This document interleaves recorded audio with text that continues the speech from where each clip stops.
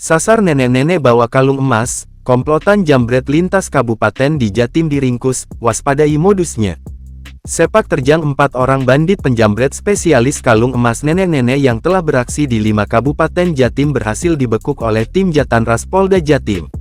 Mereka berinisial AK 45, warga Wonoayu, Sidoarjo, MA 41, warga Bubutan, Surabaya dan ES 32, warga Taman, Sidoarjo.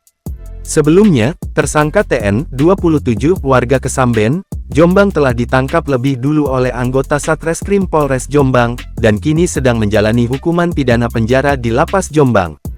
Tercatat, komplotan tersebut pernah beraksi di 6 lokasi yang tersebar di 5 kabupaten Jatim. Di antaranya, 2 lokasi Sidoarjo, 1 lokasi Gresik, 1 lokasi Pasuruan, dan 2 lokasi Jember.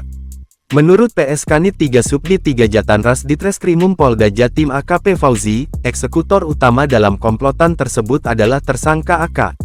Sedangkan, ketiga tersangka lainnya bertindak sebagai joki motor sarana aksi yang kerap berganti-ganti pasangan saat beraksi. Kalung perhiasan yang berhasil diambil oleh para tersangka tak selalu berbentuk utuh.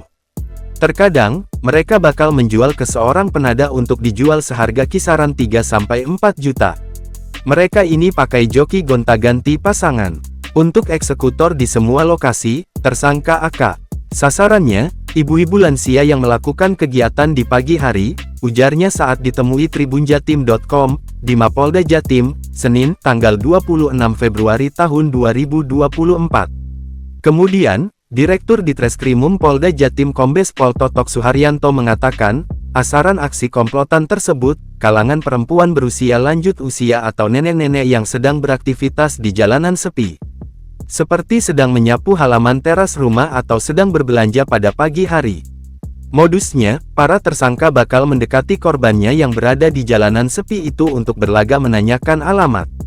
Setelah si korban lengah dan terperdaya dengan modus tersebut, si eksekutor, tersangka akan menarik kalung emas pada leher korban, sampai kalung perhiasan tersebut terlepas, entah bagaimanapun keadaan si korban. Mereka pura-pura menanyakan alamat, lalu menarik kalung atau liontin di leher korban. Sehingga mengalami luka, ada korban di depan kita ini, yang waktu itu, tersungkur jatuh sampai ke tanah, jelasnya. Akibat pembuatannya itu, para tersangka itu bakal dikenakan pasal 365 ayat 2 kedua huruf KUHP subsidiar pasal 363 KUHP dengan ancaman hukuman kurungan penjara maksimal 12 tahun.